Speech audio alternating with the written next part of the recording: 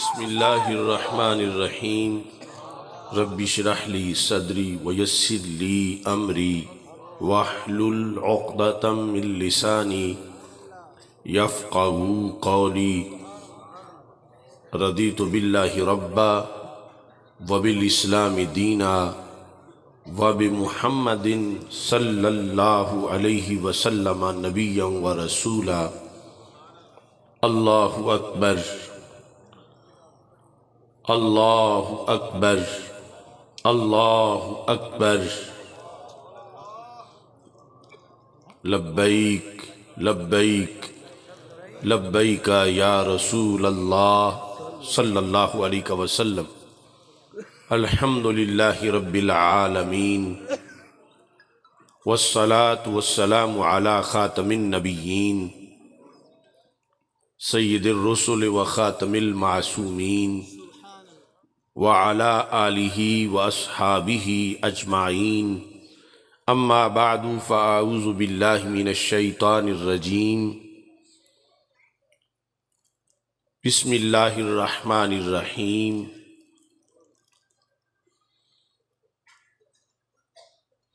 محمد الرسول اللہ والذین معه اشداء علی الکفار رحماء بینہم، صدق اللہ العظیم وصدق رسولہ النبی الکریم الامین۔ ان اللہ وملائکتہ یصلون علی النبی یا ایہا الذین آمنوا صلوا علیہ وسلموا تسلیما۔ الصلاة والسلام علیکہ یا سیدی یا رسول اللہ وعلی آلک واصحابک یا حبیب اللہ۔ الصلاة والسلام علیکہ یا سیدی یا خاتم النبیین وعلی آلک واصحابک یا سیدی یا خاتم المعصومین۔ مولاي صل وسلم دائما ابدا على حبيبك خير الخلق كلهم، منزه عن شريك في محاسنه فجوهر الحسن فيه غير منقاسم، محمد تاج رسل الله قاطبة، محمد صادق الأقوال والكلم، محمد ذکرہ روح لانفسنا، محمد شکرہ فرد علی الامم۔ رب صلی وسلم دائما ابدا علی حبیبک خیر الخلق کلہم۔ خدایا بحق بنی فاطمہ کہ برقول ایماں کنی خاتمہ، اگر دعوتم رد کنی ور قبول، منو دستو دامان آل رسول صلی اللہ علیہ وسلم۔ اللہ تبارک و تعالی جل جلالہ وعم نوالہ واتم برہانہ وعظم شانہ وجل ذکرہ وعز اسمہ کی حمد و ثنا،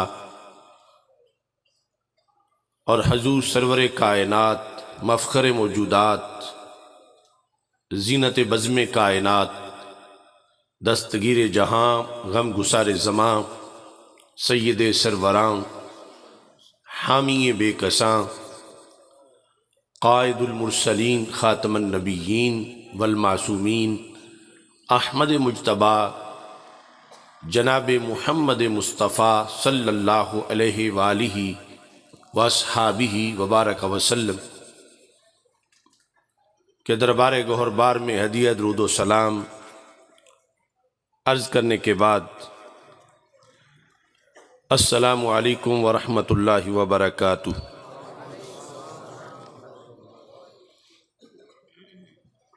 رب ذوالجلال کے فضل اور توفیق سے ڈسکا کی سرزمین پر تحریک لبیک یا رسول اللہ صلی اللہ علیہ وسلم اور تحریک صراط مستقیم کے زیر اہتمام افکار سیدنا غوث اعظم قدس سر العزیز کانفرنس کا انعقاد کیا جا رہا ہے۔ فاضل محتشم حضرت مولانا محمد طاہر اویسی جلالی صاحب، ان کے احباب اور پوری ٹیم ہدیہ تبریک کے مستحق ہیں، جنہوں نے بڑی محنت کے ساتھ اور محبت اور عقیدت کے ساتھ اس نہایت علمی روحانی کانفرنس کا انعقاد کیا ہے۔ رب ذوالجلال منتظمین کے انتظام کو اور شرکاء کی شرکت کو اپنے دربار میں قبول فرمائے۔ ابھی آپ نے اہل سنت و جماعت کے عظیم ترجمان شاہین فکر رضا، پیر طریقت، رہبر شریعت حضرت علامہ غفران محمود سیالوی صاحب زیدہ شرفہ کا نہایت ہی علمی خطاب سماعت کیا ہے۔ رب ذوالجلال قبلہ سیالوی صاحب کی جد و جہد کو قبول فرمائے، ہوا کا رخ دیکھے بغیر حق کی حمایت، یہ ہر دور میں منتخب لوگوں کا حصہ رہا ہے۔ انہوں نے تند و تیز ہواؤں سے بغاوت کرتے ہوئے پاکستان کے کوچہ کوچہ گلی گلی نگر نگر پیغام دیا ہے اور دے رہے ہیں۔ رب ذوالجلال ان کی صلاحیتوں میں مزید برکتیں عطا فرمائے اور انہیں حاسدین کے حسد اور شریروں کے شر سے محفوظ فرمائے۔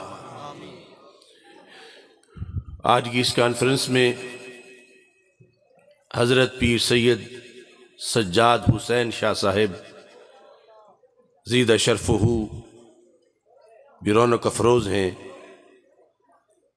علامہ محمد ادریس جلالی صاحب، صاحبزادہ محمد فضل عثمان صاحب، صاحبزادہ حافظ محمد نوید بیگ صاحب، استاذ العلماء علامہ محمد ارشد روحانی صاحب، پیر محمد عرفان سیفی صاحب، علامہ غلام مصطفیٰ شیرازی صاحب، اور تحریک صراط مستقیم ضلع سیالکوٹ کے امیر علامہ محمد ریاض الرحمن مدنی سیالوی صاحب، کثیر تعداد میں اہل علم جلوہ افروز ہیں۔ میری دعا ہے خالق کائنات جل جلالہ سب کی کاوش کو قبول فرمائے اور ناموس صحابہ و اہل بیت رضی اللہ تعالی عنہم کے سلسلہ میں طویل اسیری اور قید و بند کی صعوبتیں برداشت کرنے والے پیر سید محمد طارق شاہ بخاری جلالی صاحب، رب ذوالجلال کے فضل و کرم سے افکار غوث اعظم قدس سر العزیز کانفرنس تاریخ کے بہت حساس موڑ پر انعقاد پذیر ہے۔ محض جلسے، اجتماعات وہ نارمل حالات میں ہوتے ہیں، اور ایمرجنسی کے اندر جو کرنا پڑے وہ جلسے کے ساتھ ساتھ حالات کے تقاضوں کے مطابق آپریشن بھی ہوتا ہے، علاج بھی ہوتا ہے، انقلاب بھی ہوتا ہے۔ اہل سنت و جماعت ہر دور میں سواد اعظم رہے ہیں، اور ہر دور میں اہل سنت و جماعت پر حملے ہوتے رہے۔ یاد رکھیں، جو جسمانی حملے ہیں یہ اتنے نقصان دہ نہیں جتنا کہ وہ حملے نقصان دہ ہیں جو فکری، نظری اور اعتقادی حملے ہیں۔ جسم پر حملہ ہو، اگر بندے کا ایمان سلامت ہے، جان چلی جائے تو کوئی نقصان نہیں، جو کہ شہید قرار پائے گا۔ اور اگر خدا نخواستہ ایمان چلا جائے اور جسم سلامت بھی رہے تو لٹ جائے گا۔ تو یہ جسمانی حملوں سے زیادہ مہلک حملے جو ہیں اہل سنت و جماعت پر صرف چاروں طرف سے نہیں بلکہ اس سے بھی کئی گنا زیادہ دن رات ہو رہے، اور دیکھتے دیکھتے ہمارے جسد اہل سنت کے کئی اعضاء کٹ گئے ہیں اور بڑے بڑے برج الٹ گئے ہیں، کیونکہ مسلک شخصیات پہ نہیں نظریات پہ قائم ہے۔ اور میرے آقا صلی اللہ علیہ وسلم کا فرمان ہے، لن یزال امر هذه الامة مستقیما، کہ قیامت آ جائے گی، اس امت کا امر مستقیم ہی رہے گا۔ دلیل و برہان کی قوت ہمیشہ اس میں موجود رہے گی۔ اگرچہ کئی لوگ چڑھتے سورج کو سلام کرتے ہوئے سائیڈ پہ نکلیں گے، لیکن کبھی بھی اس کی حجت اور دلیل کو ڈیمیج نہیں کیا جا سکے گا۔ حالات حاضرہ میں افکار غوث اعظم رضی اللہ تعالیٰ عنہ کانفرنس کرنے کی جو ضرورت محسوس ہوئی، ایسے ہی آج سے تقریباً 3 صدیاں پہلے پنجاب کے حالات تھے، اور اس وقت بھی لاہور سے اہل حق نے ایک استفتاء تیار کیا تھا، اور ان کی نگاہ 11ویں والے پیر کے دربار پہ جو پڑی تھی، اور وہ استفتاء لاہور سے بغداد شریف بھیجا گیا تھا، وہ انہی بیماریوں کے علاج کے لیے۔ تو میں یہ سمجھتا ہوں کہ یہاں کے لوگوں کی بڑی روحانی وابستگی ہے دربار غوث اعظم رحمہ اللہ تعالیٰ کے ساتھ، کہ انہی بیماریوں کے علاج کے لیے انہوں نے اپنے طور پر آج جو ٹائٹل منتخب کیا تو اسے افکار غوث اعظم کے عنوان کے ساتھ تعبیر کیا۔ یہ میرے پاس جو کتاب ہے الاجوبۃ العراقیہ علی الاسئلۃ اللاہوریہ، لاہوری سوالوں کے عراقی جواب، الاجوبۃ العراقیہ علی الاسئلۃ اللاہوریہ، لاہوری سوال اور عراقی جواب۔ تو اسی طرح آج پھر اسی دھرتی پر عراق کے ابر کرم کو برسنے کی دعوت دی گئی، اور حضرت غوث اعظم کا نام جلسے میں اس انداز میں ضیافت ذوق کے لیے منتخب کیا گیا۔ یہ جب سوالات بھیجے گئے تھے تو مرض کیا تھا؟ قبلہ سیالوی صاحب اس کے شروع میں لکھا ہے، یہ صفحہ نمبر 52 ہے اس کتاب کا، ما قول علماء الدین و ائمۃ المسلمین و مرشد الطریقہ و جامع الشریعہ والحقیقہ من ساکنی دار السلام و مجاوری حضرت عالم الاعلام الغوث الربانی والہیکل السمدانی الشیخ عبد القادر الکیلانی قدس سرہ، کہ وہ علماء و مشائخ جو حضرت غوث پاک رضی اللہ تعالی عنہ کی دہلیز سے وابستہ ہیں اور وہاں دین متین کی خدمت کر رہے ہیں، وہاں کے مفتیان کرام اس مسئلے کا کیا جواب دیتے ہیں؟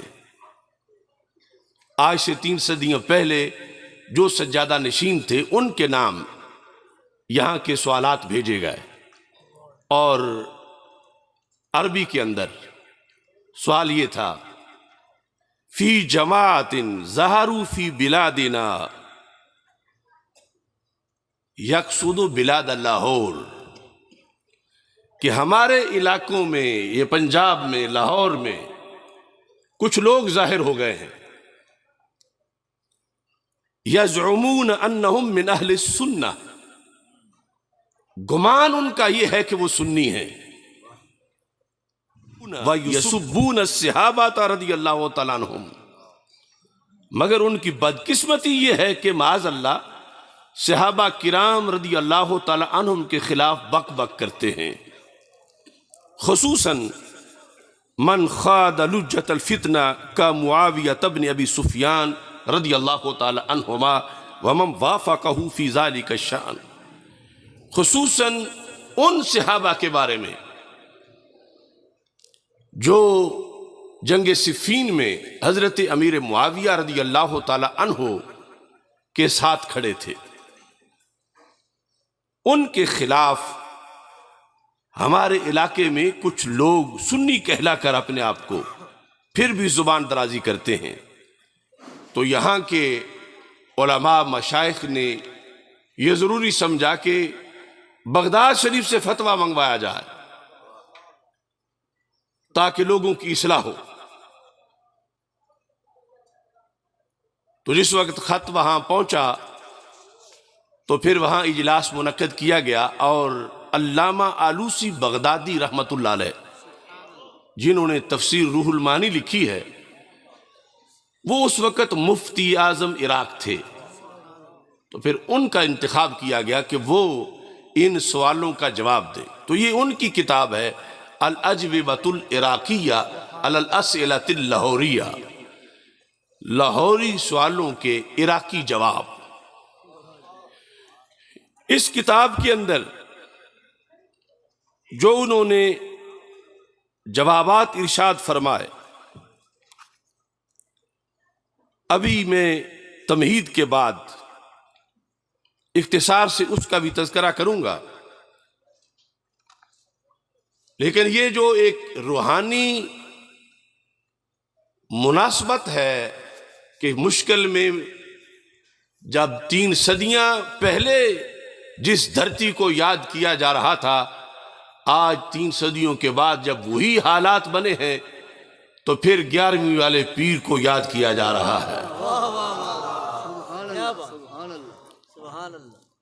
ویسے یہ سوال و جواب کا سلسلہ بھی بڑا عجیب ہوتا ہے۔ جب میں نے فتاوی رضویہ میں ایک سوال پڑھا تو لکھا ہوا تھا دھاموں کے ڈس کا، تو مجھے لگا کہ بریلی شریف تو بالکل قریب ہے، یعنی ایک دسکے کے ساتھ چھوٹا سا گاؤں ہے دھاموں کے، ہے نا ادھر۔ اور پھر غوث پاک کے لحاظ سے خصوصی طور پر جو بریلی شریف سے استفتاء کیا گیا تو وہ وزیر آباد لکڑ منڈی محلہ کا تھا، اور اس کا بھی آج کے پروگرام کے ساتھ بڑا خصوصی تعلق ہے۔ یعنی آج یہ جس طرح اشارہ کیا نا سیالوی صاحب نے کہ جیلانی اور قادری اور گیلانی اور بغدادی بھی کہلاتے ہیں، اور پھر رافضیوں کی جھولی میں بھی جا بیٹھتے ہیں۔ اعلی حضرت نے فتاوی رضویہ میں لکھا کہ یہ جو وہابیت اور دیوبندیت کی طرف سے مخالفت ہوتی ہے غوث پاک کی، یہ تو بھی کل کی بات ہے، اصل جو دشمن ہے غوث پاک کے وہ رافضی ہیں۔ صرف اس بیس پر وہ حضرت غوث پاک کی سیادت کا انکار کرتے ہیں کہ غوث پاک سید نہیں، کیونکہ غوث پاک نے خلفائے راشدین کی تفضیل اور اسی ترتیب پر جو خلافت کی ہے اس پر بیان کیا، اور مسلک اہل سنت چونکہ ڈٹ کے بیان کیا رد روافض میں غوث پاک نے، اس واسطے رافضی غوث پاک کے خلاف بھی بک بک کرتے ہیں اور غوث پاک کی حقیقی وارثوں کے خلاف بھی بک بک کرتے ہیں۔ وہ فتاویٰ بھی میں بھی آپ کے سامنے رکھوں گا۔ سب سے بنیادی چیز جو ہے وہ یہ ہے کہ اعتقادی فرائض میں سے دو فرض جو ہیں، ایک ہے محبت اہل بیت رضی اللہ تعالیٰ عنہم کا فریضہ، اور دوسرا ہے محبت صحابہ رضی اللہ تعالیٰ عنہم کا فریضہ۔ اس میں محبت اہل بیت رضی اللہ تعالیٰ عنہم کے لحاظ سے کچھ تعارف ہے عوام میں، پورا وہ بھی نہیں، شرائط اس کی بھی نہیں بیان کی جاتی، لیکن محبت صحابہ رضی اللہ تعالیٰ عنہم کا جو فریضہ ہے یہ بہت نادر و نایاب قلیل بیان کیا جاتا ہے کہ شرف صحابیت ہوتا کیا ہے، صحابی ہونا کتنا بڑا منصب ہے، صحابی ہونے میں کتنی بڑی عظمت ہے، صحابی ہونے میں کتنی بڑی شان ہے۔ یہ ایک طرف سے بیان نہ ہونے کی وجہ سے الا ماشاءاللہ اوجھل، اور دوسری طرف اس کو مٹانے والے جو ہیں اس کے خلاف وہ بڑی بڑی حکومتیں ہیں کہ جو شرف صحابیت رضی اللہ تعالی عنہ کے خلاف ہر وقت شوشے چھوڑ رہی ہیں، لٹریچر بانٹ رہی ہیں، اور جھوٹ گھڑ گھڑ کے ان ہستیوں کے خلاف ان کی طرف سے یہ دھندا کیا جا رہا ہے۔ اور ڈسکا کی سرزمین علمی سرزمین ہے۔ میرے مرشد کامل حافظ الحدیث امام اہل سنت حضرت پیر سید محمد جلال الدین شاہ صاحب نقشبندی قادری قدس سر العزیز، آپ کے بڑے قابل فخر تلامذہ، انہوں نے یہاں زندگیاں قرآن و سنت کے دیپ جلانے میں وقف کی ہیں۔ وہ حضرت قبلہ مولانا محمد شریف نقشبندی صاحب ہوں، یا شیخ الحدیث مفتی محمد معین الدین صاحب ہوں، مولانا محمد صدیق صاحب ہوں، اور دیگر حضرات، اس سرزمین پر مجددین کے پیغام کو بیان کرنا یہ کوئی نئی بات نہیں، ہمیشہ اہتمام ہوتا رہا۔ لیکن آج صورتحال یہ ہے کہ یہ کہنا پڑ رہا ہے کہ جب جو ہم سینیریو دیکھتے ہیں موجودہ صورتحال میں، تو وہ ناداں پڑ گئے سجدے میں جب وقت قیام آیا۔ یعنی بڑے بڑے آستانے، بڑے بڑے علماء کہ جنہوں نے جھنڈا لے کے کھڑا ہونا تھا کہ یہ ہے مجدد الفسانی کا مذہب، اب مجددی ہونا محض ٹریڈ مارک رہ گیا، الا ماشاءاللہ رضوی ہونا ٹریڈ مارک رہ گیا۔ فتاوی رضویہ کیا ہے، مکتوبات شریف کیا ہے، اب انہیں چومیں، انہیں سر پہ رکھیں، ان کے نام کے مدارس بنائیں، ان کے عرس کریں، یہ علیحدہ بات ہے، اور جو کچھ یہ لکھ گئے اس پہ ڈٹ کے کھڑے ہو جائیں، یہ ایک علیحدہ بات ہے۔ اب ان سے بغاوت ہو، ان پر فتوے لگیں، ان کے خلاف جو زندگی بھر انہوں نے کہا اس کے برعکس لوگوں کے اندر نئی 1.5 اینٹ کی مسجدیں بنائی جائیں۔ آج ایسی صورتحال کا ہمیں سامنا ہے۔ اللہ کا فضل ہے، یہ حضرت حافظ الحدیث رحمت اللہ علیہ کی نسبت ہے کہ ہم نے وہ سبق نہیں چھوڑا، اور خواہ وہ پہلے ہو گرفتاری سے یا بعد ہو، یا فورس شیڈول سے پہلے ہو یا بعد ہو، یا جو بھی ہو، یہ ہماری سعادت ہے کہ ہم اپنی بساط کے مطابق وہ پڑھ پڑھ کے لوگوں کو آج بھی بتا رہے ہیں کہ جس رضا کا سلام پڑھتے ہو، نام لیتے ہو، ان کا تو مذہب یہ ہے، اور مجدد صاحب کا پیغام یہ ہے۔ مکتوبات شریف حضرت مجدد الفسانی رحمت اللہ علیہ، آپ نے جلد نمبر 1 میں حصہ دوم صفحہ نمبر 123 پر یہ بتایا کہ شرف صحبت کیا ہوتا ہے۔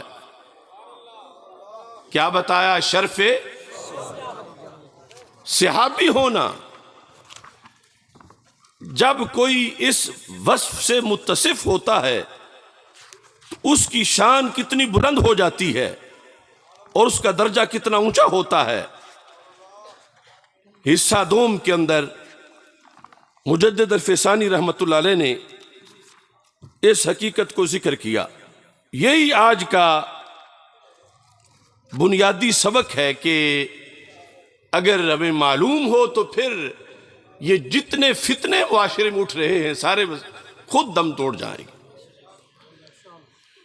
یہ صفحہ نمبر 123 پر ہے۔ یہ جس ہستی کی میں بات کر رہا ہوں، حضرت شیخ احمد سرہندی مجدد الفسانی۔ اگر ویسا پتہ نہ چلے تو یہ جس پاکستان میں ہم بیٹھے ہیں، اس پاکستان کا 2 قومی نظریہ، 2 نیشن تھیوری، جس ہستی نے سب سے پہلے پیش کی اسے مجدد الفسانی کہا جاتا ہے۔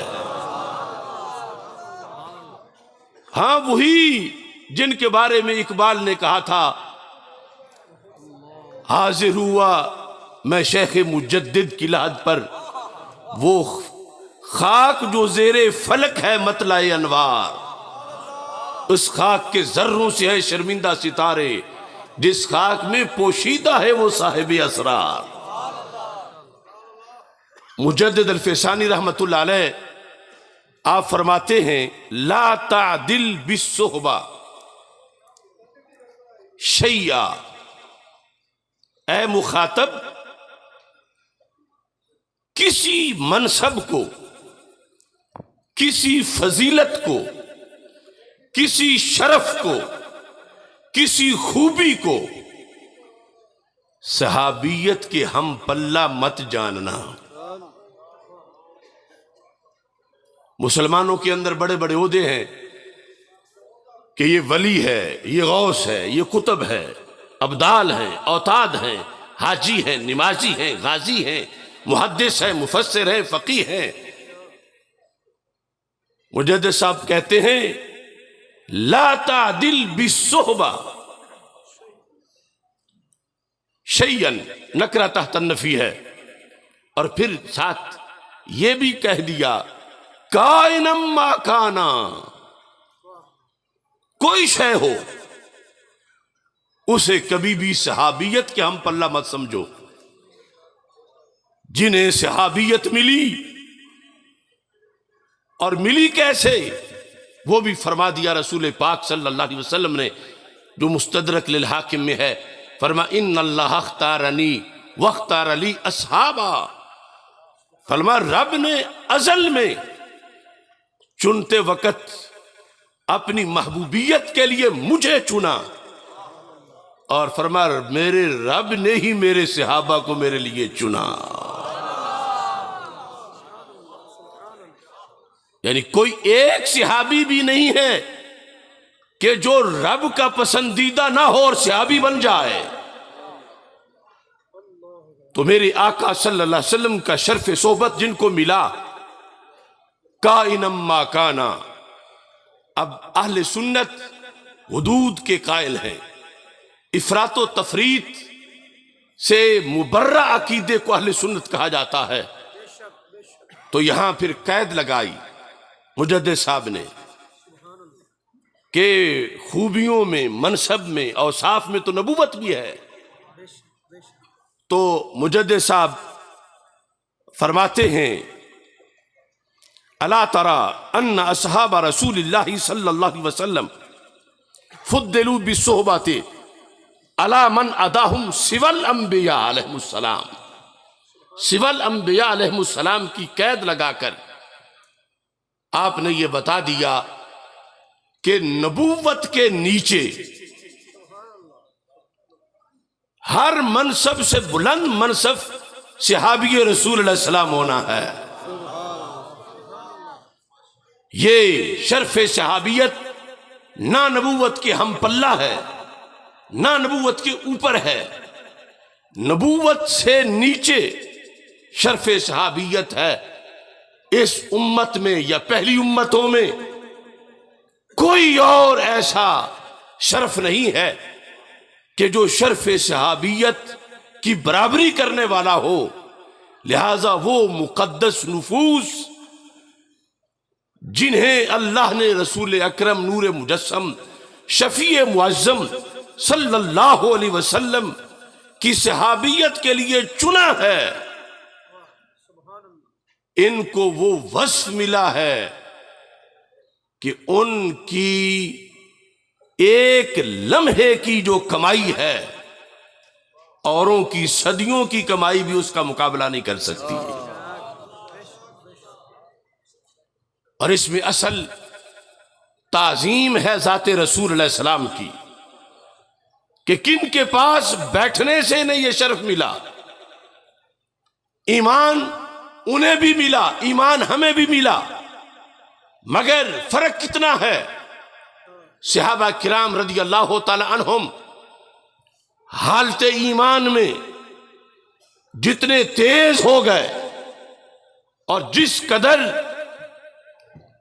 ان کو رب ذوالجلال نے اپنے دربار میں عظمت دی، بلا تشبیہ و تمثیل یوں سمجھو کام تو وزیر اعظم بھی کرتا ہے کسی کا، اور کام اسی بادشاہ کے مزدور اور اس کے مویشیوں کو چارہ ڈالنے والے بھی کرتے ہیں. لیکن بادشاہ کی سلطنت میں بیٹھا وزیر اعظم تھوڑے سے وقت میں کرسی پہ بیٹھا، اس کے قلم کا جو اختیار ہے وہ اس بادشاہ کے نوکروں کا تو نہیں جو اس کی جانوروں کو پانی پلاتے ہیں، چارہ ڈالتے ہیں.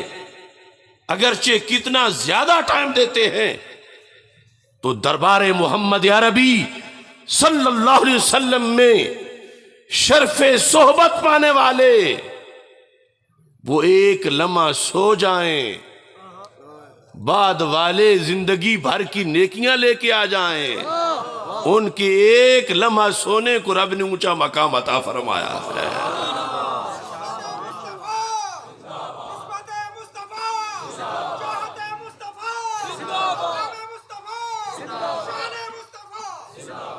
دیکھو لمنام احدہم ساعتن خیر من اعمال احدکم عمرہ، سنن ابن ماجہ میں ہے. جب صحابی جہاد کر رہے ہوں، جب مسلح پہ کھڑے ہوں، جب حالت روزہ میں ہوں، جب تبلیغ دین کر رہے ہوں، جب دیدار مصطفیٰ صلی اللہ علیہ وسلم کر رہے ہوں، وہ گھڑیاں تو وہ گھڑیاں ہیں، وہ تو سو بھی جائیں. ارے ساری نیند کا کیا کہنا، لمنام احدہم ساعتن، ایک گھڑی پوری نیند میں سے ان کی ایک گھڑی لے لو، اسے ایک پلڑے میں رکھو.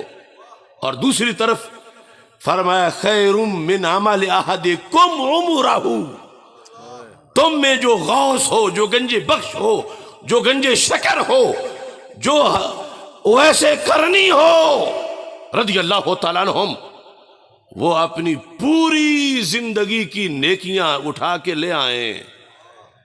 جنہیں شرف صحبت ملا ہے ان کے لمحے کی نیند کی قدر اللہ کے دربار میں زیادہ ہے.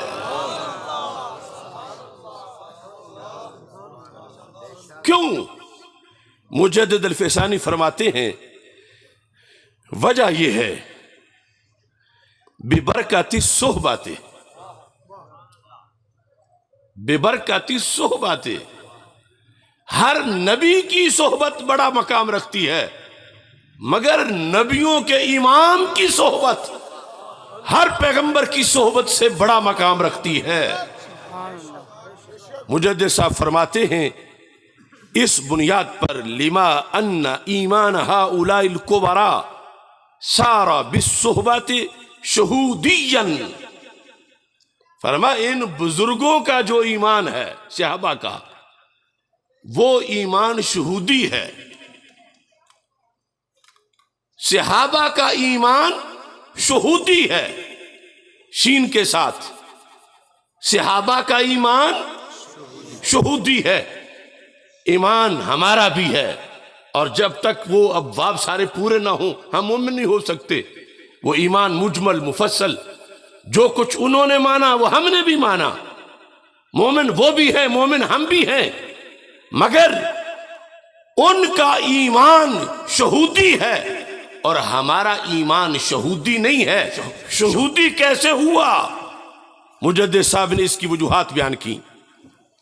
شہودی کی وجہ فرمایا برؤیت الرسول صلی اللہ علیہ وسلم، چونکہ انہوں نے رسول اکرم صلی اللہ علیہ وسلم کا دیدار کیا، اس واسطے صحابہ کا ایمان شہودی ہے۔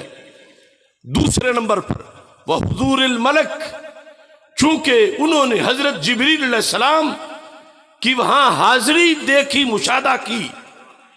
وشہود الوحی، انہوں نے چونکہ وحی کا مشاہدہ کیا۔ ومعائنۃ المعجزات، چونکہ انہوں نے معجزات کا معائنہ کیا۔ ان چار وجوہات کی بنیاد پر رب نے ان کا ایمان شہودی بنا دیا ہے۔ ہر عمل کا مدار ایمان پر ہے۔ جب ایمان کے لحاظ سے وہ اتنے افضل ہیں ہم سے، وَالْإِيمَانُ فِي قُلُوبِهِمْ أَشَدُّ مِنَ الْجِبَالِ، حدیث شریف میں ہے کہ ان کے دلوں میں ایمان پہاڑوں سے بھی زبردست ہے۔ تو جب ان کا ایمان ایسا ہے، اس ایمان کے ہمراہ جس وقت وہ آگے دینی کام کرنے والے ہیں اور تو اور رہا سو جاتے ہیں، رب اس سونے پر بھی انہیں لاکھوں ثواب عطا فرما دیتا ہے۔ اس کی وضاحت کے لیے ایک دوسری حدیث میں آپ کے سامنے رکھنا چاہتا ہوں۔ حضرت امیر حمزہ رضی اللہ تعالیٰ عنہ، وہ ہمارے آقا صلی اللہ علیہ وسلم کے چچا جان ہیں، ایمان لائے، شہید بھی ہوئے۔ ان کے دو تعارف ہیں قرآن مجید میں۔ جب انہوں نے کلمہ پڑھا تو کلمہ پڑھنے کے بعد اسد اللہ و اسد الرسول صلی اللہ علیہ وسلم ان کو شانیں ملی، تو ابو جہل کے چیلے کہنے لگے یہی وہ حمزہ ہے جو ہمارے سردار کا دوست ہے، کل تک یہ اکٹھے تھے، آج ان میں یہ فرق کہاں سے آ گیا، یہ ایک جیسے ہیں۔ یہ وہ سوچ رہے تھے اپنے خاندانی نسبت کی بنیاد پر، ماضی کو دیکھ کر، بعض دیگر معاملات کو دیکھ کر، تو رب ذوالجلال نے یہ آیت نازل کیا وَمَنْ كَانَ مَيْتًا فَأَحْيَيْنَاهُ وَجَعَلْنَا لَهُ نُورًا يَمْشِي بِهِ فِي النَّاسِ كَمَنْ مَثَلُهُ فِي الظُّلُمَاتِ لَيْسَ بِخَارِجٍ مِّنْهَا، فرمایا کیا وہ شخص جو کہ پہلے مردہ تھا پس ہم نے اسے زندہ کر دیا۔ من کان میتا، میتا کا لفظ بولا حضرت امیر حمزہ رضی اللہ تعالی عنہ، چچا تو اس وقت بھی تھے جب لا الہ الا اللہ نہیں پڑھا تھا، مگر لفظ مردہ کا رب نے بولا، اور پھر فرمایا فَأَحْيَيْنَاهُ، ہم نے اسے زندہ کر دیا۔ پھر فرمایا تم لوگوں باتیں بناتے ہو، اس حمزہ کو جس کو ہم نے زندہ کر دیا تم اس ابو جہل کے ہم پر کہہ رہے ہو کہ جو اب بھی مردہ ہے۔ تو رب نے کہا مردہ زندہ برابر کیسے ہو سکتے ہیں؟ پھر کَمَنْ مَثَلُهُ فِي الظُّلُمَاتِ لَيْسَ بِخَارِجٍ مِّنْهَا، ادھر وہ ہے ان کو ہم نے زندہ کیا، وجعلنا لہ نورا، ان کو ہم نے نور دے دیا، زندہ کیا، نور دیا. اور ادھر ابو جہل ہے جو ظلمات میں ہے. تو اللہ نے کہا ہوش کرو، کیا کہہ رہے ہو؟ انہیں برابر کہتے ہو؟ نہیں، مردہ اور زندہ برابر نہیں ہے. ابو جہل مردہ ہے، حمزہ کو ہم نے زندہ کر دیا ہے.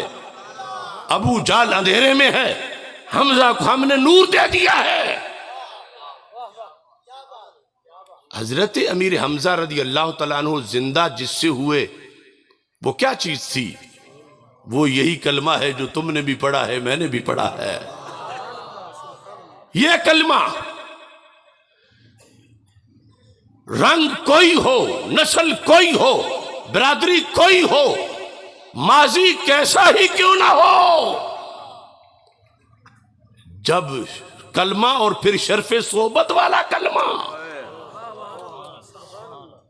آتا ہے تو پھر ہر چیز نیچے رہ جاتی ہے، سرکار کی صحبت کا فیض اوپر چلا جاتا ہے.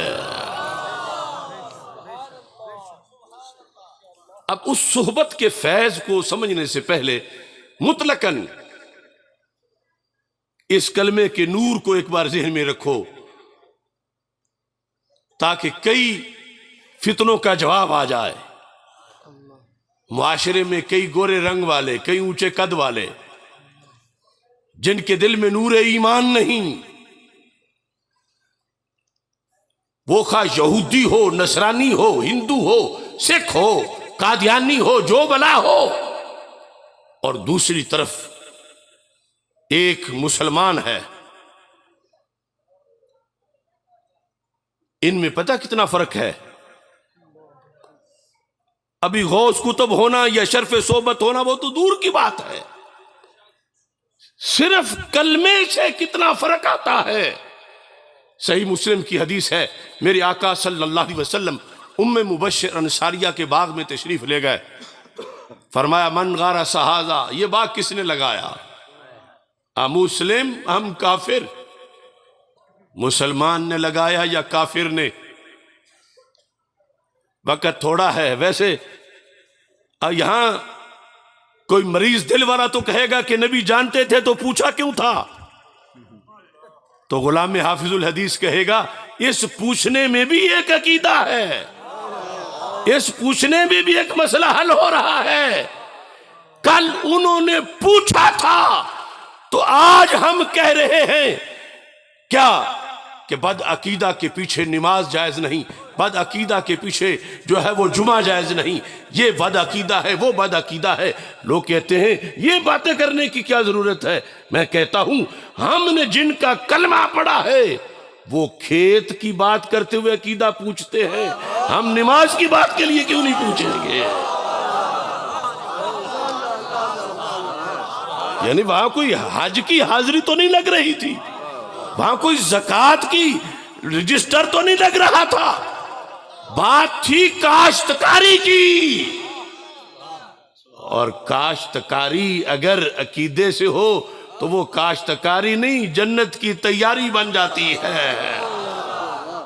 سوچنے کی بات ہے نا. آج ہمارے پیچھے ڈنڈا لے کے لگے ہوئے ہیں کہ یہ دیکھو بڑے شدت پسند ہے، انہیں ہر بات میں ہے عقیدہ کیا ہے، فلاں کا عقیدہ دیکھو، پہلے عقیدہ دیکھو. تو ہم نے جن کا کلمہ پڑھا انہوں نے تو کھیت کا مسئلہ بتانے سے پہلے بھی عقیدہ پوچھا، حالانکہ وہ تو سب کچھ جانتے ہیں، لیکن پوچھا اس لیے ہے کہ انہوں نے پوچھا ہے تو تیرے میرے لیے سنت بنی ہے.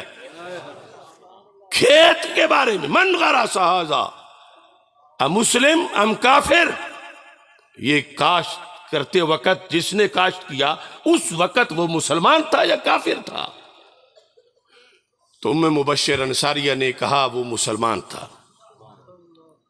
اب دیکھنا صرف ایمان سے کتنا ڈیفرنس آتا ہے، زمین و آسمان سے زیادہ. ما من مسلم یزرع زرعا یغرس غرسا فیأکل منہ انسان او دابہ او شیء الا کانت لہ صدقہ. ہمارے آقا صلی اللہ علیہ وسلم نے فرمایا اے ام مبشر انصاریہ، اگر یہ مسلمان نے کاشت کیا تو پھر صرف اس کی بات نہیں کر رہا، میں قیامت تک کے ہر کھیت کی بات کر رہا ہوں، میں صرف مدینہ منورہ کی بات نہیں کر رہا، دنیا کے کسی خطے کے اندر فرمایا جب کسی مسلمان نے زمین میں ہل چلایا اور ایمان دل میں تھا، گوڈی کی اور وہ مومن تھا، بیج کاشت کیا تو حالت ایمان میں تھا، پانی لگا رہا تھا تو وہ مومن تھا، زمین غصب کی نہیں تھی، پانی چوری کا نہیں تھا، وہ اس میں 5 وقت کی نماز قضا نہیں کر رہا تھا، باقی سب دنیا داری کر رہا تھا۔ فرمایا جب اس نے کاشت کیا ایسی فصل کو اور باغ کو اور وہ فصل پک گئی، اس کے دانے جتنی چیونٹیاں لے گئیں، جتنی چڑیاں لے گئیں، جتنے کوے لے گئے، جتنے جانور، اللہ اس کاشتکار کو ہر دانے کے بدلے صدقے کا ثواب عطا فرمائے گا۔ اب ایک ہے کہ فلاں بن فلاں چودھری ہے، فلاں بن فلاں نواب کا باغ ہے، دوسری طرف ہے بندہ مومن کا باغ ہے۔ اگرچہ جب وہ گوڈی کر رہا تھا تو نفل تو نہیں پڑھ رہا تھا، لیکن ایمان دل میں ہے۔ اس کی بنیاد پر کیا ہوا؟ 1000 چیونٹی دانہ لے گئی تو وہ ہو سکتا ہے تہجد والوں سے اس کا ثواب زیادہ ہو کسی جہت میں، دوسری طرف بھی کاشتکار ہے، اس طرف بھی کاشتکار ہے، وہ صرف کاشتکاری کرتا ہے تو دنیا داری کرتا ہے، یہ مومن کاشتکاری کرتا ہے ساتھ ہی جنت کی تیاری بھی کرتا ہے۔ اب یہ جس وقت اسی کے ساتھ شرف صحابیت آ جاتا ہے، جس طرح یہ سمجھو نا کہ عام ایک انسان اور مومن میں اتنا فرق بن گیا، گوڈی تو دونوں نے کی، ہل تو دونوں نے چلایا، محنت دونوں نے کی، مگر ایک کی صرف دنیا داری ہے، دوسرے کو اسی کاشتکاری سے جنت مل رہی ہے۔ اور ایسے ہی دکانداری بھی ہے، اس کی بھی جدا حدیثیں ہیں، جس میں مومن دکاندار دکانداری بھی کرتا ہے، اگر اصولوں کے مطابق چلے تو جنت کی تیاری بھی کرتا ہے۔ المؤمن الصدوق ما سفرت الکرام البررہ۔ اب جس وقت شرف صحابیت ساتھ ملتا ہے تو اس کی بنیاد پر مجدد صاحب فرماتے ہیں لا تعدل بالصحبت شیئا کائنا ما کانا، نبوت کے سوا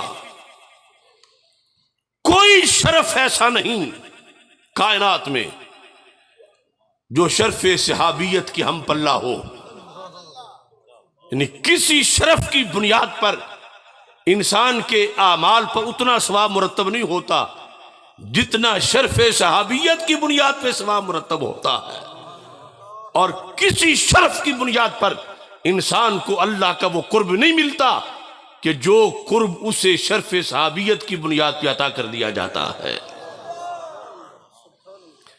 اس بنیاد پہ حضرت مجدد الفسانی رحمت اللہ علیہ آپ نے در معرفت حصہ دوم صفحہ نمبر 47 پر ایک مثال بیان کی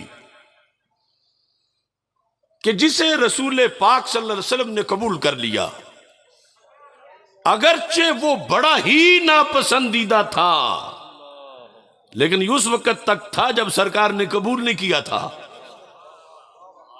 مثال کس کی دی؟ حضرت وحشی کی۔ وحشی رضی اللہ تعالیٰ عنہ، قاتل سیدنا حمزہ رضی اللہ تعالیٰ عنہ، اس وحشی نے حضرت امیر حمزہ رضی اللہ تعالیٰ عنہ کو شہید کیا۔ یا تو میرے آقا صلی اللہ علیہ وسلم صحابی نہ بناتے، جب صحابی بنا لیا تو شرف صحبت سے کتنی بلندی ملی، یہ مثال سن کے 14 طبق روشن ہو جائیں گے ذہن کے اندر۔ مجدد صاحب فرماتے ہیں این بزرگوارا را در اول صحبت آن سرور علیہ وآلہم الصلوات والتسلیمات عام میسر می شد کہ اولیاء امت را در نہایت النہایا شمع ازاں کمال دست می دہد. کہتے ہیں ان بزرگوں کو، صحابہ کو، جب انہوں نے کلمہ پڑھا اس پہلی گھڑی میں جو کچھ ملا، سارے ولیوں کو زندگی کی آخری گھڑی میں اس کی خوشبو تک نصیب جا کر ہوئی. دیکھنا، لہذا واشی قاتل حمزہ، قاتل حضرت حمزہ علیہ الرحمہ کے یک مرتبہ در بدو اسلام، اسلام خود بشرف صحبت سید اولین و آخرین علیہ وعلی آلہ صلوات و تسلیمات و تحیات مشرف شدہ بود از اویس کرنی کے خیر التابعین است. افضل احمد کہا کہ جتنے بھی ولی ہیں صحابہ کے علاوہ، ان کے سردار کا نام حضرت اویس کرنی رضی اللہ تعالیٰ عنہ ہے، مگر حضرت اویس کرنی رضی اللہ تعالیٰ عنہ کو اپنی ولایت کے عروج میں جا کر زندگی کی آخری گھڑی میں وہ مرتبہ نہیں مل پایا جو حضرت واشی کو کلمہ پڑھنے کی پہلی گھڑی میں مل گیا تھا.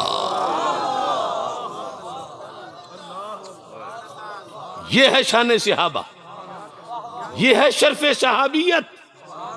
لوگوں نے فیشن سمجھا ہوا ہے کہ وہ در والے ہیں اور پھر یہ ہے اور وہ ہے. جن کو شرف صحبت ملا، اس شرف صحبت کی بنیاد پر وہ ہر میدان میں فاسٹ ہو گئے. ہر میدان کے اندر ان کو وہ تیزی میسر آئی کہ مجدد الفیسانی رحمت اللہ علیہ آپ نے در معرفت مکتوب کے اندر یہ لکھا. آپ فرماتے ہیں اس موضوع پر، وہ مسئلہ بھی بڑا اہم ہے. آج کچھ لوگ کہتے ہیں چلو چوائس رکھ لیتے ہیں کہ کچھ صحابہ کو مان لیتے ہیں اور کچھ سے معاذ اللہ انکار کر دیتے ہیں. تو مجدد صاحب نے لکھا کسی ایک صحابی سے انکار سارے صحابہ سے انکار ہے. کسی ایک سے انکار، کسی ایک سے انکار. اس لیے میں کہتا ہوں آج تو مجددی ہونا ٹریڈ مارک لوگوں نے بنا لیا، اللہ ماشاءاللہ. یہ پتہ نہیں کہ ہمارے پیر کا نظریہ کیا ہے. مجدد صاحب فرماتے ہیں وَمِمَّا يَنبَغِي أَن يُعْلَمَ أَنَّ الْإِنْكَارَ عَنْ بَعْضٍ إِنْكَارٌ عَنْ جَمِيعِهِمْ. کسی ایک صحابی کا انکار سب کا انکار قرار پائے گا. یعنی جو حضرت امیر معاویہ رضی اللہ تعالی عنہ کا انکار کرتا ہے، یا حضرت ابو سفیان رضی اللہ تعالی عنہ کا انکار کرتا ہے، یا حضرت عمر بن عاص رضی اللہ تعالی عنہ کا انکار کرتا ہے، لازم آئے گا کہ وہ حضرت صدیق اکبر کا بھی انکار کرتا ہے، وہ مولا علی رضی اللہ تعالی عنہ کا بھی انکار کرتا ہے. کیوں؟ فرما ان سب کو مانا ایک وجہ سے گیا ہے. جب کسی ایک کا انکار ہوگا تو ہر ایک میں وہ انکار سرایت کر جائے گا، ہر ایک کے لحاظ سے. فَإِنَّهُمْ فِي فَضِيلَةِ صُحْبَةِ خَيْرِ الْبَشَرِ مُشْتَرِكُونَ. تاکہ رسول پاک صلی اللہ علیہ وسلم کی جو صحبت ہے اس کی فضیلت میں یہ سارے مشترک ہیں. اگرچہ آگے درجات ہیں، جس طرح کہ رسولوں کا مسئلہ ہے اپنی جگہ، تِلْكَ الرُّسُلُ فَضَّلْنَا بَعْدَهُمْ عَلَى بَعْضٍ یا وَلَقَدْ فَضَّلْنَا بَعْضَ النَّبِيِّينَ عَلَى بَعْضٍ. تو وہاں لَا نُفَرِّقُ بَيْنَ أَحَدٍ مِّن رُّسُلِهِ، ہم فرق نہیں کرتے کہ کہیں کہ معاذ اللہ فلاں کو تو ہم مان لیتے ہیں، فلاں چائس نہیں ہے، جو کہے گا کافر ہو جائے گا. ماننا سب کو ہے، اگرچہ درجات ان میں ہیں. پھر ایسے ہی ماننا ہر صحابی کو ہے. اگر انکار کسی ایک کا ہوگا تو سب سے انکار لازم آئے گا. اور یہاں پر مجدد صاحب لکھتے ہیں فَإِنَّ إِيمَانَهُمْ بِبَرْكَةِ الصُّحْبَةِ وَنُزُولِ الْوَحْيِ يَسِيرُ شَهُودِيًّا وَلَمْ يَتَّفِقْ لِأَحَدٍ بَعْدَ الصِّحَابَةِ هَذِهِ الرُّتْبَةِ مِنَ الْإِيمَانِ. صحابی آخری جب دنیا سے گئے تو یہ رتبہ ہمیشہ کے لیے کائنات سے اٹھ گیا. کسی خاندان کا ہو، کوئی ہو، وہ جو خاص کوٹا تھا شرف صحبت کی بنیاد پر وہ انہی ہستیوں کے ساتھ خاص تھا. فالاعمال متفرعۃ علی الایمان، کہا اعمال تو سارے ایمان پر متفرع ہوتے ہیں، ایمان ہو تو پھر اعمال ہیں. تو اس بنیاد پر فرماتے ہیں کمالھا علی حسب کمال الایمان، تو پھر جتنا ایمان کمال کا ہوگا اتنا ہی عمل بھی کمال کا ہوگا. یہ وجہ ہے جس میں ایک طرف احد پہاڑ سونے کا دیا جا رہا ہو اور دوسری طرف ایک مد جو کا دیا جا رہا ہو، یا ایک پڑوپی جو کی دی جا رہی ہو. ان کی پڑوپی جو تک احد پہاڑ کا سونا بھی نہیں پہنچ سکتا.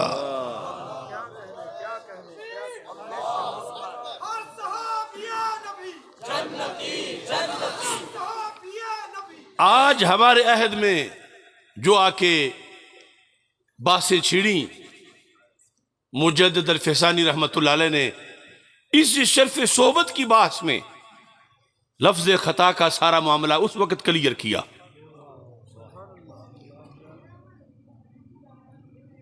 یعنی لوگوں کو تو رسول پاک صلی اللہ علیہ وسلم کے علم پر شکوک و شبہات ہیں، لیکن یہاں تو سرکار کی عطا سے ان مجددین کا سینہ اتنا روشن ہے.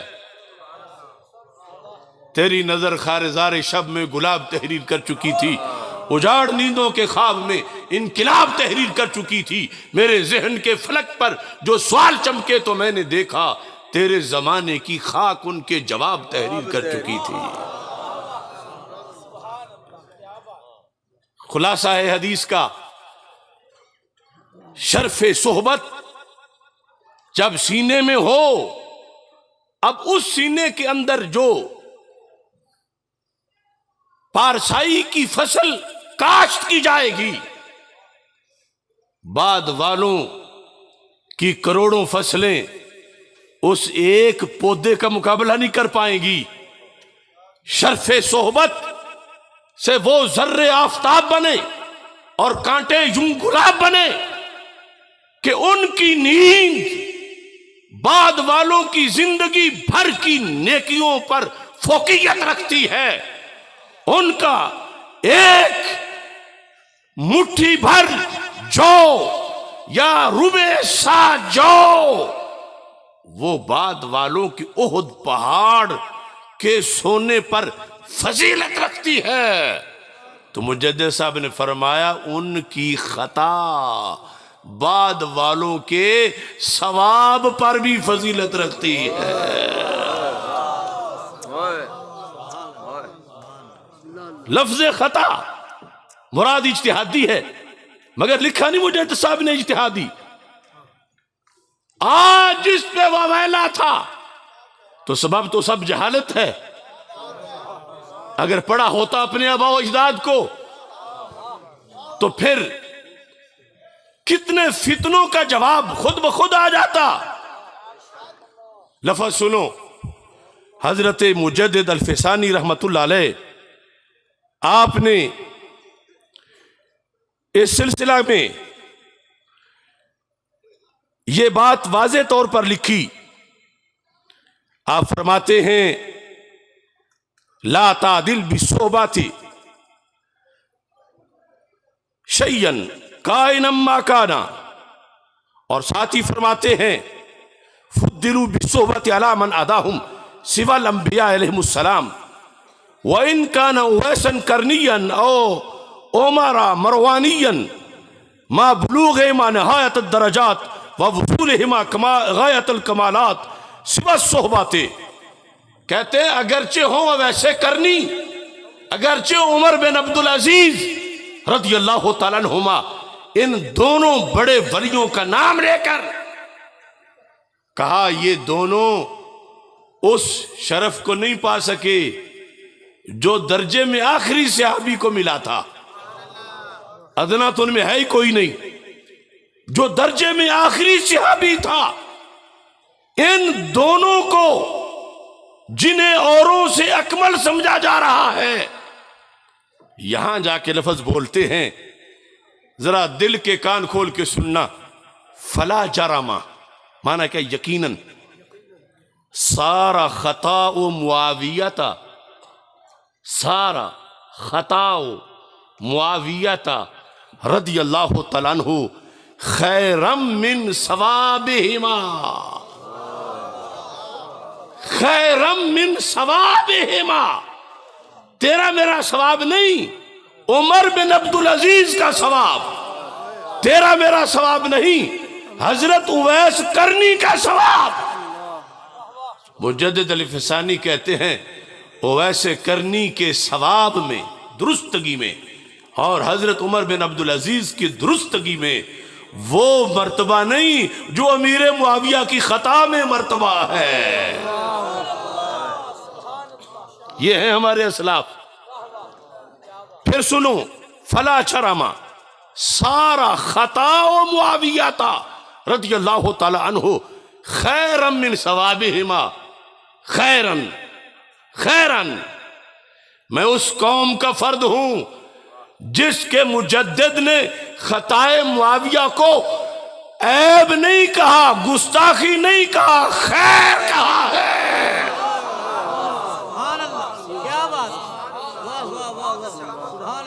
جرم ہے طاہر القادری کا، جرم ہے رفض کے چرنے میں چرنے والوں کا، کہ جو اہل سنت کا مسلک بتاتے ہوئے لفظ تو یہ استعمال کرتے ہیں کہ مولا علی رضی اللہ تعالیٰ عنہ حق پر تھے اور امیر معاویہ خطا پر تھے، لیکن اس خطا کا مطلب اگر بتایا ہوتا کہ یہ خطا ہے جو غیر صحابی کی پارسائی سے بلند مقام رکھتی ہے، لیکن طاہر القادری نے تو اس خطا کو جرم بنا کے پیش کیا، اس خطا کو گناہ بنا کے پیش کیا، اس خطا کو عیب بنا کے پیش کیا۔ تو جب اسے بنایا تھا تو پھر سیدہ پاک کے مسئلے میں بھی عوام کو تو وہی نظر آنا تھا، یہ ڈبل جرم تھا۔ ہم نے اللہ کے فضل سے اس کا بھی کفارہ ادا کیا، اس کا بھی کفارہ ادا کیا۔ اب یہ ایسا کیوں ہے؟ یاد رکھنا لفظ خطا ہے اور کوئی لفظ نہیں ہے، لفظ خطا ہے۔ اور کچھ ہمارے حضرات اس میں پھنسے ہوئے تھے کہ انہوں نے ساتھ اجتہادی نہیں کہا، ساتھ اجتہادی نہیں کہا۔ میں نے جو کہا وہ تو میں بعد میں بتاتا ہوں، مگر یہ بتاؤ کہ آپ مجدد صاحب نے ساتھ اجتہادی کہا؟ سارا خطا معاویہ تھا، اجتہادی ذکر نہیں ہے، مراد اجتہادی ہے، مراد اجتہادی ہے جو کہ معہود ہے۔ اور میں نے تو اس تقریر میں اس سے پہلے بھی کہا، جملہ ختم ہونے کے بعد بھی کہا، اور زندگی میں زندہ ہوتے ہوئے پھر کئی بار کہا، اور پھر بھی انہیں توہین نظر آئی۔ مجدد صاحب کہتے ہیں جہاں شرف صحبت آ جائے وہاں خطا اجتہادی عیب نہیں ہوتی، وہ غیروں کے ثواب پر بھی بڑا مقام رکھتی ہے۔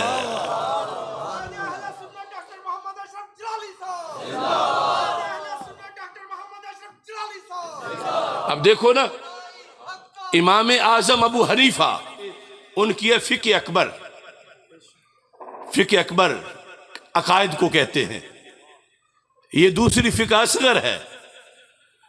عقائد کی فقہ تابعین کے زمانے میں امام اعظم ابو حنیفہ جب عقائد لکھ رہے تھے تو نبوت کے بارے میں کیا لکھا؟ لکھا کہ انبیاء علیہ السلام کا نہ صغیرہ گناہ ہے نہ کبیرہ گناہ ہے، لیکن کیا ہے؟ وَلَهُمْ زَلَّاتٌ وَخَطِيئَاتٌ۔ یہ امام صاحب لکھ رہے ہیں، کس کے لیے؟ عوام کے لیے۔ کس زمانے میں؟ تابعین کے زمانے میں۔ لفظ خطیات اجتہادی کی قید کے بغیر، اور لکھنے والے ہیں امام اعظم، اور لکھا کس کے بارے میں؟ نبیوں کے بارے میں۔ سوچو تو صحیح، اور غیر نبی نبی کی ہم پلہ نہیں، اگر ہم پلہ ہے تو پھر رافضیوں کا عقیدہ ہے۔ تو جنہوں نے غیر نبی کے بارے میں اس لفظ پر امام اعظم پر فتوے داغ دیے، میری تو بات نہیں تھی، امام ابو حنیفہ پر اتنی صدیوں میں فقہ اکبر کی اس عبارت کی بنیاد پر آج تک ایک بندے نے بھی یہ نہیں کہا کہ وہ گستاخ ہو گئے نبیوں کے۔ خطیات کا مطلب بتایا کہ وہ اجتہادی ہے،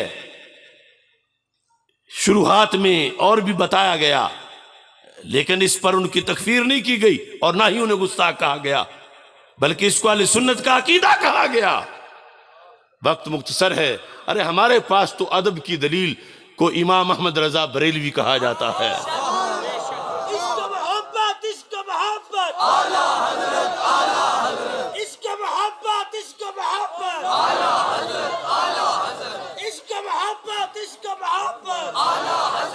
اعلی حضرت رحمت اللہ علیہ نے کنز الایمان کے اندر عصا آیا، لفظ عصا آدم ربہ فغوا، لفظ عصا کے معنی میں جو اوروں نے ترجمے کیے اس سے ہٹ کر ربنا ظلمنا انفسنا، لفظ ظلمنا کا معنی دیکھو، غوا کا دیکھو، اور لیغفر لک اللہ ما تقدم من ذنبک، اس کو دیکھو ہر جگہ۔ یہ نہیں کہا کہ اب قرآن میں ایسے لکھا ہے میں تو ایسے لکھ دوں گا، دیوبندی وہابی تو ایسے لکھتے رہے، وہ مترجم کی طرف منسوب ہوا۔ مکروا مکر اللہ والی باتیں، قرآن ہے، آخر ذمہ داری مترجم کی ہے۔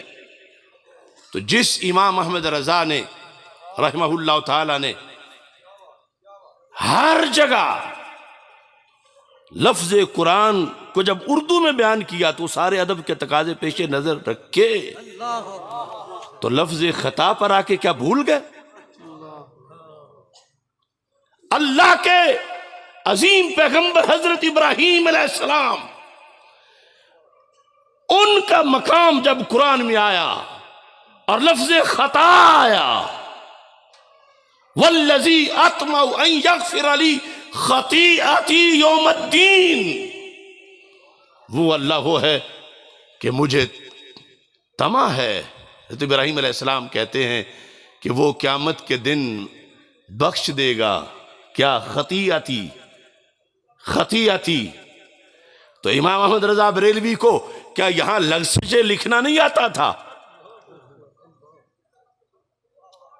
کیا لکھا؟ اٹھاؤ کنز الایمان، لکھا ہے کہ میری خطائیں بخش دے۔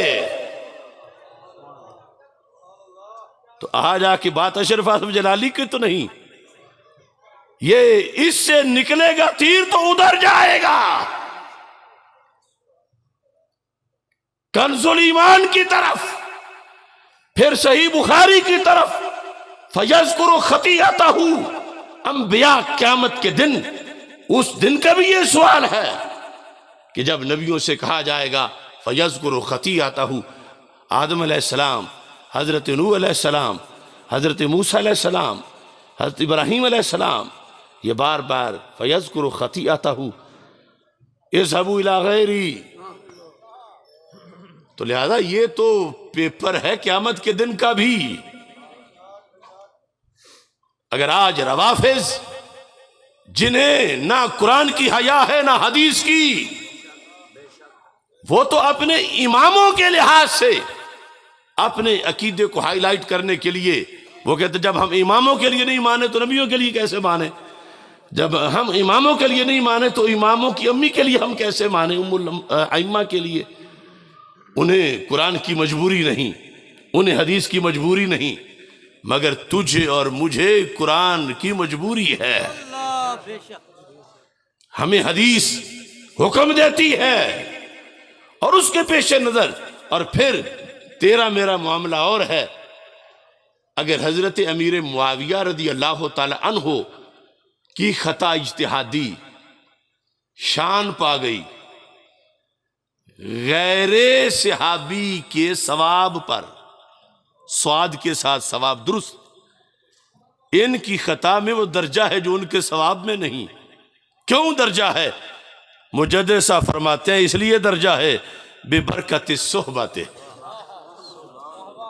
بے برکت صحبت، جس بیس پہ ان کی تھوڑی سی مقدار جو کی فضیلت رکھتی ہے اوروں کی عہد پہاڑ کے صدقے پر. اسی بیس پہ ان کا کامل ایمان. اس کی وجہ ہے کہ یہاں اجتہادی خطا بھی آ جائے اوروں کے ثواب میں بھی وہ درجہ نہیں جو ان کی اجتہادی خطا میں شان ہے. تو جب انہیں صحبت حاصل ہے تو سیدہ پاک خاتون جنت انہیں صحبت حاصل نہیں تھی. وہ تو بدعت الرسول علیہ السلام بھی ہے اور پھر شرف صحبت بھی ہے.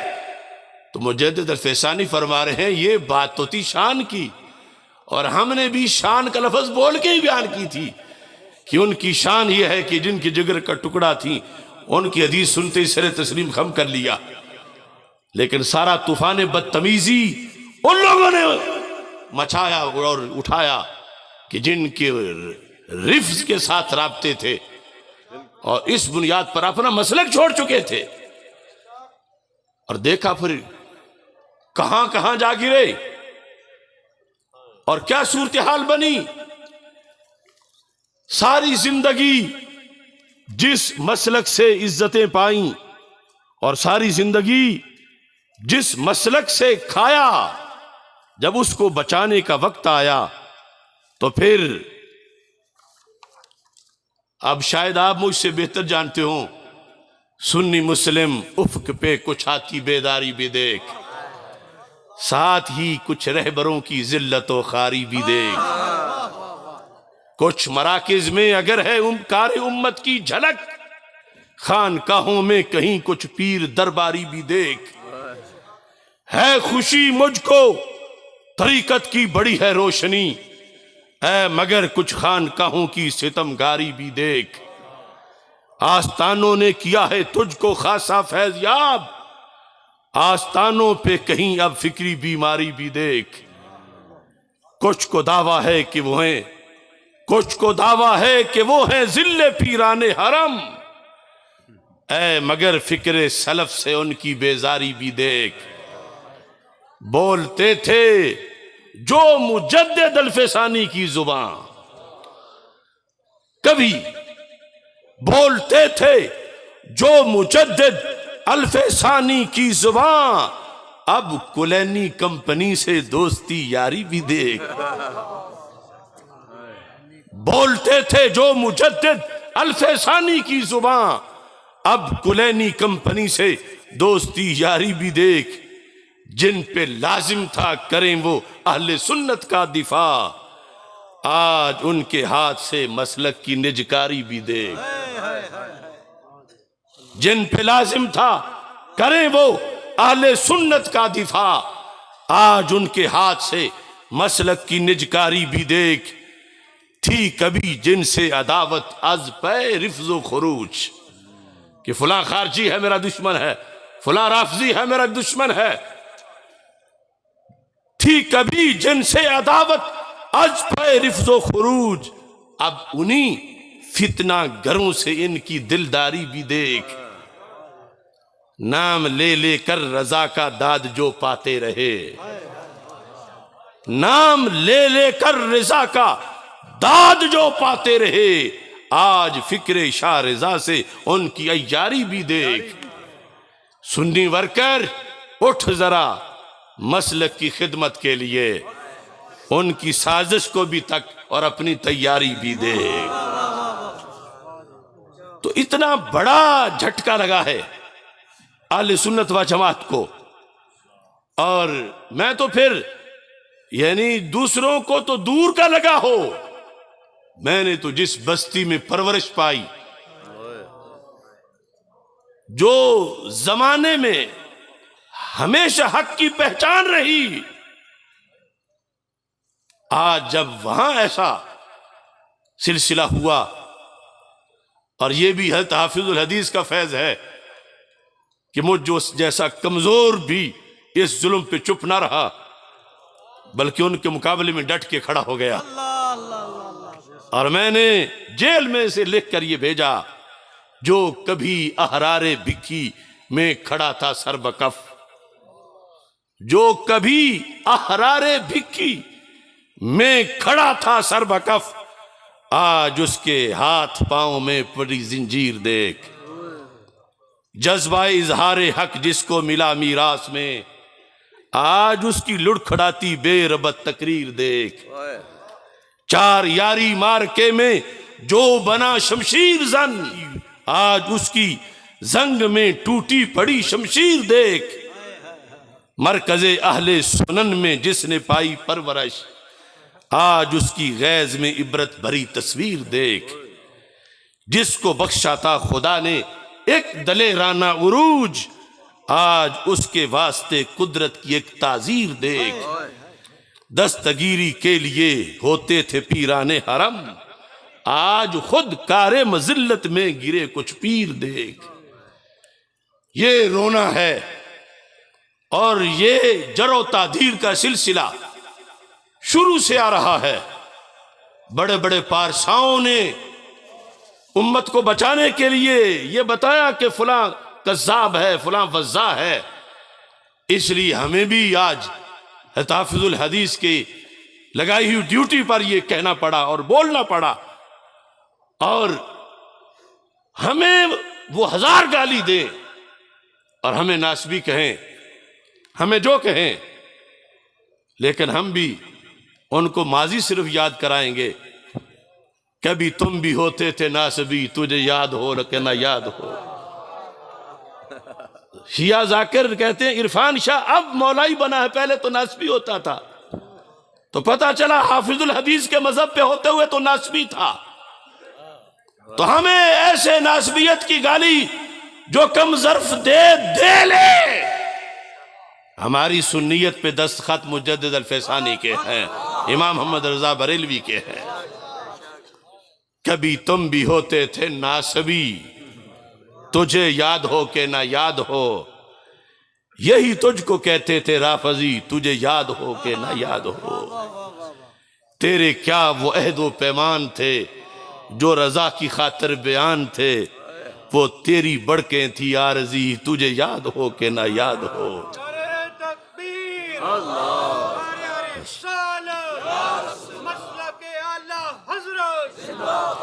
جن پہ غصے میں تو رہا تھوکتا، اب ان کو ہی تو ہے آچومتا، تیری کیا ادائیں ہیں دو گلی، تجھے یاد ہو کہ نہ یاد ہو۔ نہ پاس تجھ کو آبا کا ہے، نہ دین و فکر رضا کا ہے، تیری دشمنوں سے ہے دوستی، تجھے یاد ہو کہ نہ یاد ہو۔ اب یہ حضرت غوث پاک رضی اللہ تعالی عنہ کی نسبت سے میں نے آپ کے سامنے جو پیش کیا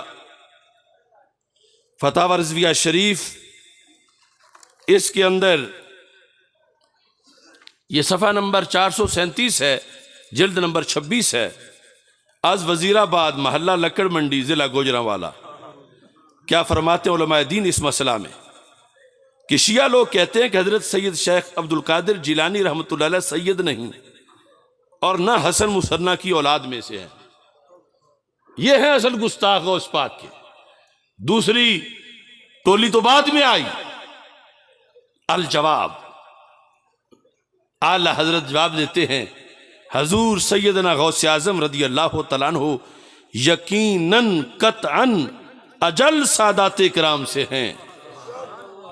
آگے چلتے چلتے آپ لکھتے ہیں، رافضیوں کے یہاں تو معیار سعادت رفض ہے، سنی کیسا ہو جلیل القدر سید ہو اسے ہرگز سید نہ مانیں گے، اور کوئی کیسا ہی رذیل ذلیل قوم کا آج رافضی ہو جائے کل سے سید صاحب بن جائے گا۔ اور ساتھ ہی یہ 14ویں جلد کے اندر آپ نے یہ لفظ بولے، حضور ولی الاولیاء غوث الاقطاب ملاذ الابدال والافراد رضی اللہ تعالی عنہ کی شان اقدس میں زبان درازی نہ کرے گا مگر رافضی تبرعی۔ یعنی یہ سارا شعبہ حضرت غوث پاک رضی اللہ تعالیٰ عنہ کے خلاف روافض کا تھا۔ دیوبندی وہابی بعد میں آئے اور روافض حضرت غوث پاک کے خلاف اس لیے تھے کہ جس طرح آپ نے سیالوی صاحب سے سنا، اور یہ چونکہ وقت نہیں، لیکن یہ دیکھ لیں کہ یہ اصول الدین جو کتاب ہے حضرت غوث پاک رضی اللہ تعالیٰ عنہ کی، اس میں سارے وہ عقائد جو اعلی حضرت نے بعد میں بیان کیے، جو مجدد صاحب نے بیان کیے، جو آج ہماری ڈیوٹی ہے بیان کرنے کی، ان پر پہرا دیا ہے 11ویں والے پیر نے، تو پہرا دیا ہے۔ اس لیے روافض کے خلاف ہوئے، اور آج بغدادی بھی بنتے ہیں، قادری بھی بنتے ہیں، جیلانی بھی بنتے ہیں، اور ساتھ غوث پاک کے دشمنوں سے معانقے بھی کرتے ہیں۔ اللہ تعالیٰ حفاظت فرمائے۔ یہ مختصر سا سبق تھا، تفصیل انشاءاللہ کسی اور موقع پہ ہوگی۔ جو علماء اور خطباء ہیں ان کو میں دعوت دے رہا ہوں انشاءاللہ 31 دسمبر کو۔ لوگ تو نیو ایئر نائٹ پتہ نہیں کس طرح مناتے ہیں۔ 31 دسمبر کو ایوان اقبال لاہور میں، یہ ہم پر پابندیاں تھی بڑی مدت کے بعد، وہاں ہم پروگرام کر رہے ہیں۔ خطباء کنونشن کا انعقاد کیا جا رہا ہے نماز عشاء کے بعد رات بھر، جس میں خصوصی طور پر ٹریننگ دی جائے گی خطباء کو کہ اصل میں عقیدہ اہل سنت ہے کیا۔ تو سارے خطباء اور دوستوں کو بھی دعوت دیں۔ اور پھر اصل یہ تیاری ہے 19 فروری کی۔ 19 فروری کو انشاءاللہ مینار پاکستان پر آل پاکستان سنی کانفرنس کا انعقاد کیا جائے گا، اور یہ سنی کانفرنس دن کے وقت، اتوار کا دن ہے، دن کے وقت سنی کانفرنس مینار پاکستان پہ منعقد ہو، اس کا ہم نے عزم کیا ہے۔ آپ بھی تیار ہیں؟ دن دہاڑے تاکہ کچھ لوگوں کو تارے بھی نظر آ جائیں اور مینار پاکستان بھی اپنے وارثوں کو دیکھ لے۔ اللہ تعالی ہم سب کا حامی و ناصر ہو۔ وآخر دعوانا الحمدللہ۔